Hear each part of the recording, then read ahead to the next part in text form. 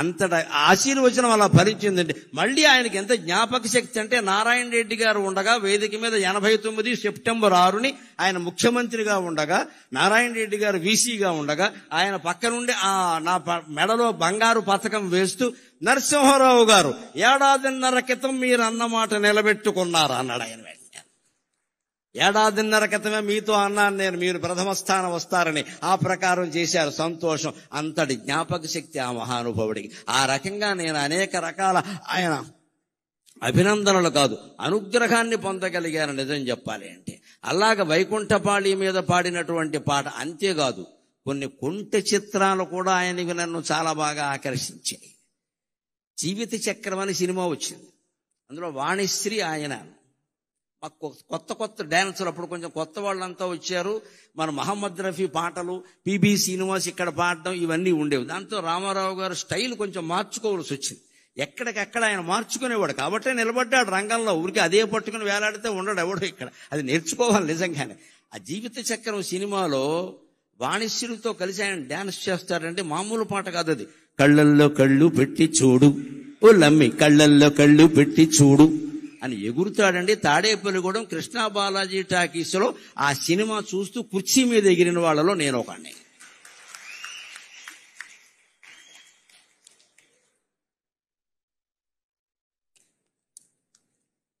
నాకు ఇది ఒక అవకాశం. ప్రవచనాల్లో చెప్పలేని మాటలన్నీ ఇక్కడ చెప్పేయచ్చు. ప్రవచనాల్లో ఈ మాటలు చెబితే ఖాతాలు పోతాయి.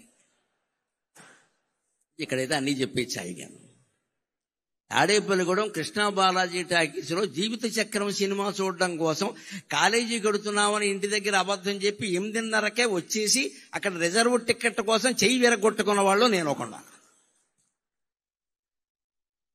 కృష్ణా బాలాజీ టాకీస్, ప్రభాత టాకీస్ అని 2 ఉంటాయి. అందులో సినిమాలు వస్తే మాకు కోపంగా ఉంటుంది. వెంకట్రామ టాకీస్, విజయ టాకీస్ ఉన్నాయి. అవి కొత్త టాకీసులు, అందులో రావాలని కోరుకుంటాం. కానీ ఈ సినిమా అందులో ఇచ్చా. అయినా సరే మా ఇంటి ఓడో, పైగా మా పశ్చిమ గోదావరి వాళ్ళు ఎన్టీ రామారావు అనరండి, ఎన్టీ ఓడో అంతే లెక్క.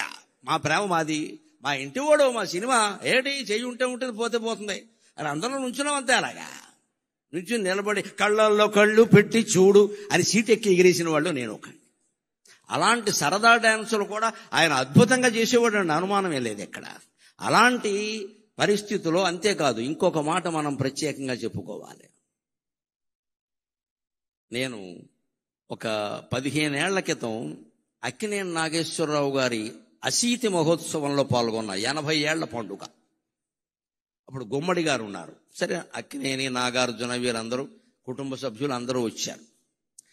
అప్పుడు నేను వేదిక ఎక్కుతుంటేనే రవీంద్ర భారతిలో గుమ్మడి గారు, నరసింహారావు గారు మేము మీ పద్యాల కోసం వచ్చాం అన్నారు.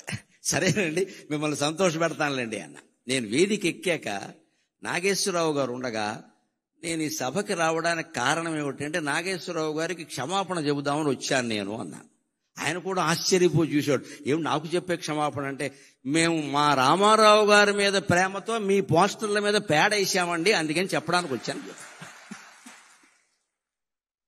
మా అభిమానాలు అలాగే ఉండేవి, అనుమానం. ఎందుకంటే మా కోపం ఏంటంటే, మా బాధ మాకు ఉంటుందండి. అభిమానం అంటే అభిమానమే, ఇంకా అక్కడ ధర్మాధర్మాలు ఉండవు అక్కడ. పైగా మా వయసు ఏంటి, 70 ఏళ్ళ, 20 ఏళ్ళు కూడా లేవు. మేము మా రామారావు గారు కృష్ణుడు వేశాడు. శ్రీకృష్ణ విజయం అని సినిమా ఎంఎస్ రెడ్డి గారు తీశాడు, కౌముది ఆర్ట్ పిక్చర్స్. రామారావు గారు కృష్ణుడు, మహోదరుడు అని విలన్ పాత్ర ఎస్వి రంగారావు వేశాడు. ఒక చిన్న నాట్యం కోసం ఎల్వి జయలక్ష్మిని పిలిపించారు, స్వర్గాన్ని నుంచి దించినట్టు. జయలలిత సత్యభామ వేసింది, దేవిక రుక్మిణీదేవి పాత్ర వేసింది, కాంతారావు గారు నారదుడు వేశాడు. ఇంత గొప్ప క్యాస్టింగ్ ఉండే సినిమా ఆడకుండా పోయింది. మరి మాకు కడుపు అండదా? ఎందుకని? దసరా బుల్లోడు కారణంగా పోయింది. అప్పుడు దసరా బుల్లోడు వచ్చింది సంక్రాంతికి. దసరా బుల్లోడు కారణంగా మా సినిమా ఆడలేదు. అది నాగేశ్వరరావు గారు అయితే, నాగలోకపతి అయితే మా సినిమా ఆడలేదు. మా బాధ మాది. అందుకని మాకు ఎలా ఉండేదంటే పేట చేసేవాళ్ళం అంతే.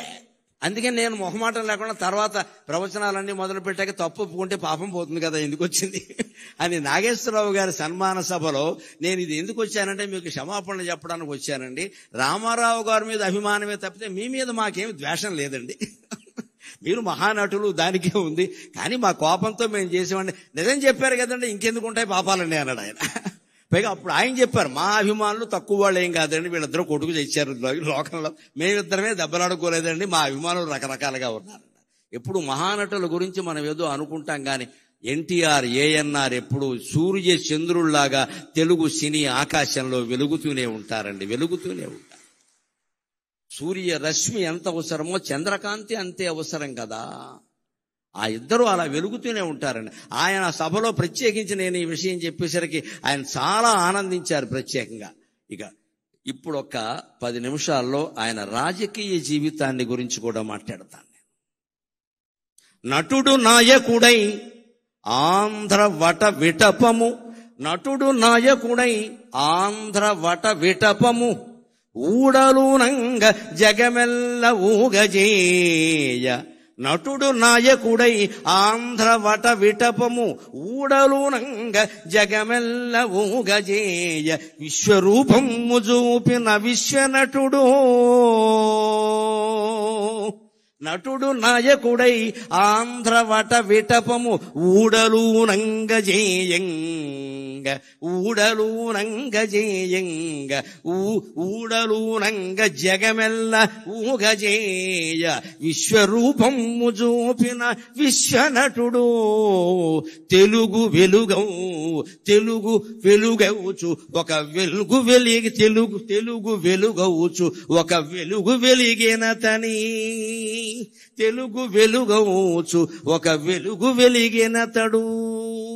తెలుగుకే వెలుగుగా ఒక వెలుగుగా మిగిలిన మహానుభావుడు నటుడు నాయకుడు అయ్యాడు.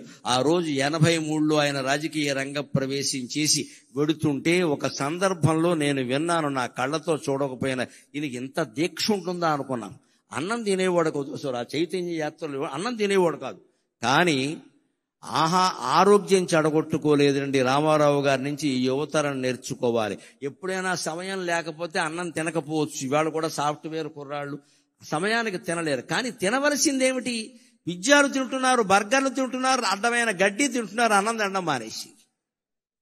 రామారావు గారి నుంచి నేర్చుకోవాలి. అంత చైతన్య రథయాత్ర చేస్తూ మహానుభావుడు కుమారుడు హరికృష్ణ సారథ్యం చేస్తుంటే వెళుతూ ఆయన దారిలో ఆగవలసి వస్తే భోజనము కుదరదు అనేవాడు. మరి ఏం కుదురుతుంది అంటే కుంచెడు వేరుశెనగ గుళ్ళు పట్టుకురమ్మనేవాడు.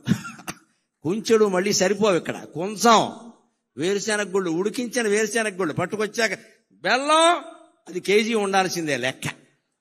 కుంచెడు వేరుశెనగ గుళ్ళు దగ్గర పెట్టుకుని ఉడికించినవి బెల్లం కేజీ దగ్గర పెట్టుకుని అరగంటలో నవిలేడే నేను చూశాను, అనుమానం వెళ్ళేది. అలా కాపాడుకున్నాడు ఆయన ఆరోగ్యాన్ని. ఇవాళ నేర్చుకోవాలి. ఇవాళ అన్నం తినే సమయానికి అడ్డమైన గడ్డి తింటారు, ఆ తర్వాత అన్నం మానేస్తున్నారు, కడుపులో మండిపోతుంది. ఏం తినాలి? పుష్టి కలిగించే ఆహారం తినాలి. ఉపవాసం చేస్తే కనీసం మజ్జిగ తాగాలి ఆ సమయానికి. ఉడికించిన వేరుశెనగ గుళ్ళు తినండి, బొంబాయి శనగలు తినండి, బఠానీలు తినండి, అవన్నీ మంచివమ్మా. అవి ఊరి పూర్వం తినే తేగలు తినండి. అంతెందుకు ఈ కాలంలో బాగా వస్తే మొక్కజొన్న పొత్తులు తినండి, అన్నం అక్కర్లేదు, బోల్డ్ పుష్టి. ఇక్కడ కాల్చిన మొక్కజొన్న పొత్తులు తింటే అన్నం అక్కర్లేదు. ఎప్పుడైనా అన్నం తినని పరిస్థితి అటువంటివి తినాలి, కానీ ఆ బిస్కెట్లు, ఈ బిస్కెట్లు, ఈ చాక్లెట్లు, ఇవన్నీ తిని చాక్లెట్లు ఉంటే టాయిలెట్కి వెళ్తాం, ఉపయోగం ఏంటి ఇక్కడ?